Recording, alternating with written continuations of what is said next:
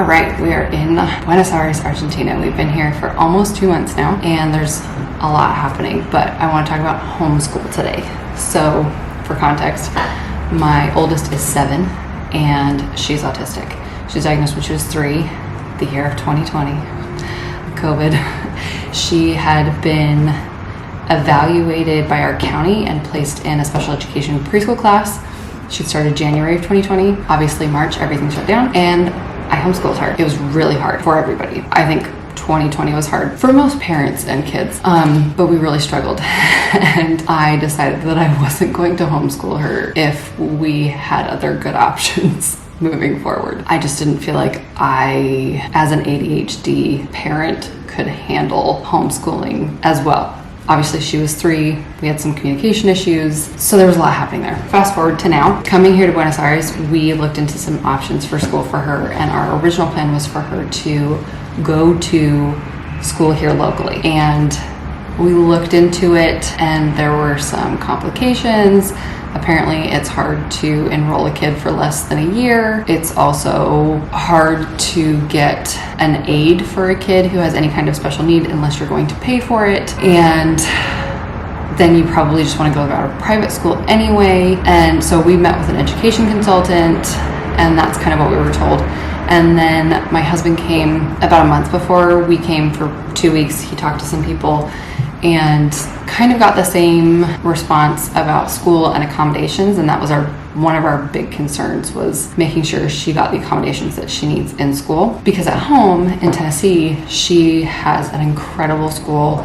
It is a public school. It's the school we were zoned for, and we love them, and they're excited to have her back when we go back and when she goes back to school in January. But getting those same accommodations here was going to be hit or miss, kind of like it is in the US. And since we weren't going to be here very, very long, bit the bullet and decided that I was going to homeschool her, especially because almost half of our time here wasn't going to be like the school year. So I was just going to not homeschool her in the summer, and then once we hit like beginning of August, because that's when school starts in Tennessee, is the second week of August, which is insane to me, then we would start school. Well, we got here and she needed structure and routine. And I have ADHD, and I don't need structure or routine, or want structure or routine. And so in order for that to work for both of us, she and I talked about it and decided to do homeschool like right away. Our biggest hiccup in the beginning was that we didn't have a printer. It took us a while to get our printer because in order to buy pretty much anything online here in Argentina, you have to have your local ID. And in some cases, you can use your passport number. Not in every case. There were a lot of times that I tried to use my passport number and it didn't. So we had to wait to get our DNEs, just DNI, and that took a little bit over a month. And then we finally got a printer. I cannot tell you how happy I was to get that printer.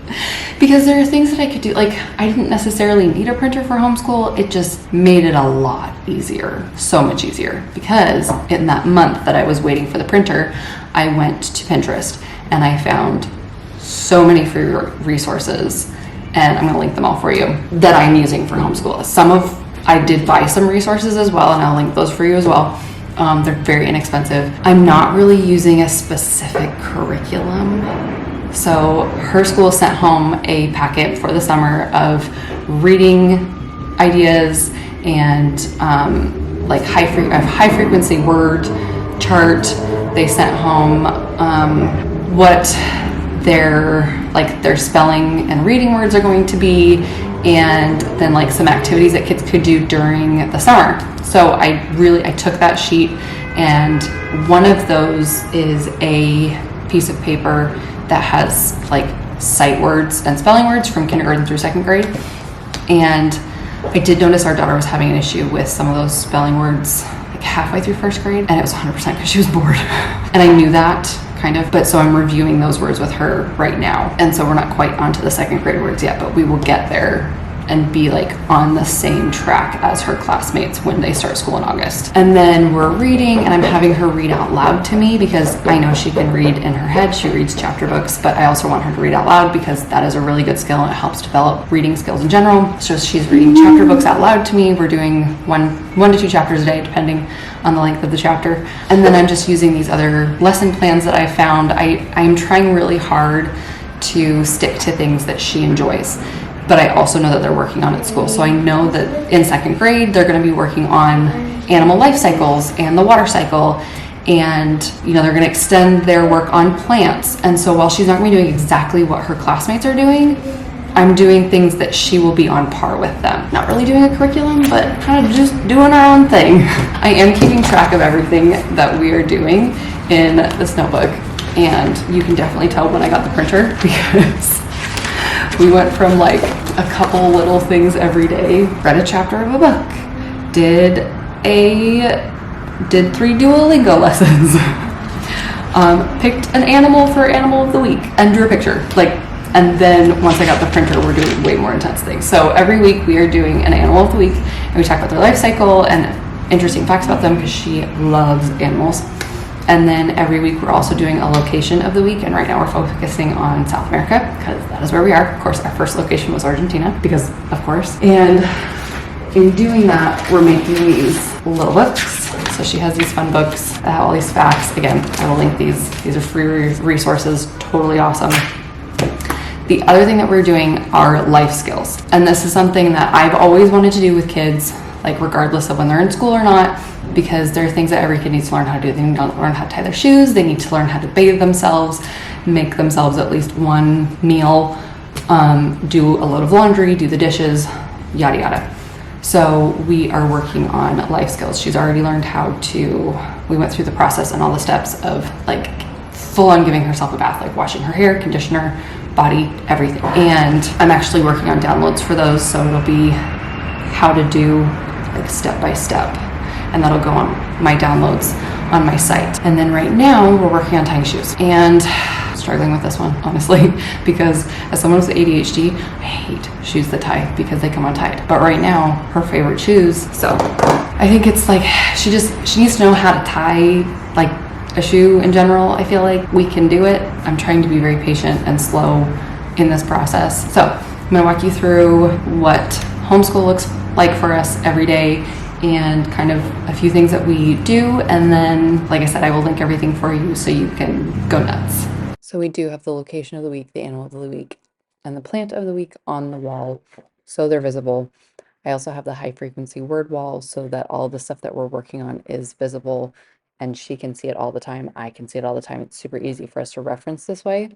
I do have this little tiny shelf in the kitchen where I can keep all of the stuff for homeschool. Luckily, it's not a ton of stuff since most of it is digital on my computer. I did buy a few books from Scholastic and Usborne before we left, and these are supposed to be supplemental for school.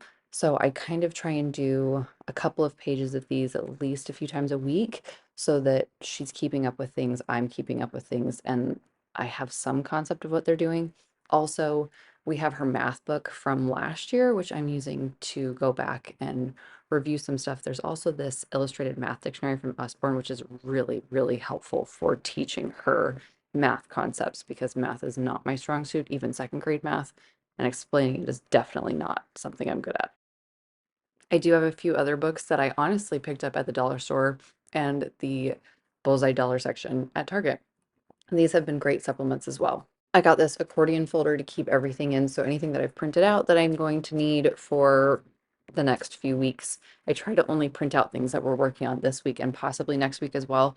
I actually have printed out a few things that we don't need quite yet, and there's really no reason for me to have them at this point. I am holding on to stuff that she has done so I can take it back with us to school if I need it later. We normally start homeschool at about 10:30, and at this point, everybody's had breakfast. We've cleaned up our apartment so that everybody's in a good headspace and has plenty of space and energy to work.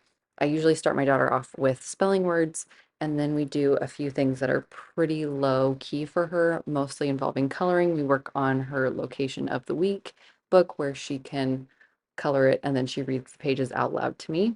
She does like to include some of her toys in school, which I'm totally on board with. If that helps her get through it, that's perfectly fine with me. We also work on part of her animal life cycle during this point, and there's so many different worksheets from those animal life cycles, which is why I love them so much, that I can give her a few to do at a time, and she can do them without me directly supervising. I do try and give her as much autonomy as possible, and I do help her when needed, but I'm not hovering. And what am I doing during this time? Well, I'm trying to keep the baby entertained.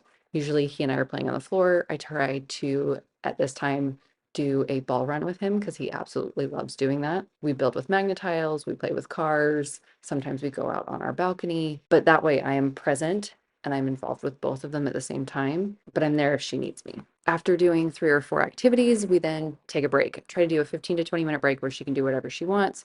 Often I take the baby out onto the balcony and they both run around. I don't have him on the balcony usually while she's doing school because it's very loud and it can be very distracting for her. Because she's autistic and has auditory processing issues, just that extra noise is not helpful. So this is that time. Also, she plays with her toys. She does a number of other things. I usually let her pick what she does for her break. After the break, we get back to work. Usually this is when I have her do some of her reading. We read 1 to 2 chapters out of a chapter book. This is giving her the opportunity to read chapter books, read out loud, and develop that skill. I help her when needed, as you just saw. I can monitor what she's doing while also kind of engage with the baby as well. After she reads, I try and do math at the very end. This is neither one of our favorite subjects, but I try to find things that are engaging and fun that she wants to participate in and that I can do with her. So this day we were doing subtraction. We were staying within subtracting from the number 10. We used Play-Doh and we made 10 little Play-Doh balls, and she would draw a card that had a number on it, and depending on the number, we would squish that many balls and then see how many were left, and that was the equation that we did. I'm going to continue doing this with her, and while I don't have worksheets for higher numbers, I'm going to implement this using subtraction within 20 and doing it counting to 1,000 and 100. And what are some of the other math things I know they're doing at school, because this was a really fun activity for her and she really enjoyed doing it. So hopefully that's helpful. Like I said, not going with any specific curriculum, just kind of grabbing and going, making sure we're covering math, science, language arts, social studies, reading, writing, all of that. Just kind of winging it. Like I said, I'm not doing this very long, and she's really bright and she's only in 2nd grade. So I feel like anything that I miss, she'll catch up pretty fast when she gets back to school in January. If we were doing this for like a year, I would be doing this differently. But personally, and talking to her teachers and the admin at her school, we all felt like that she was going to be okay doing it this way.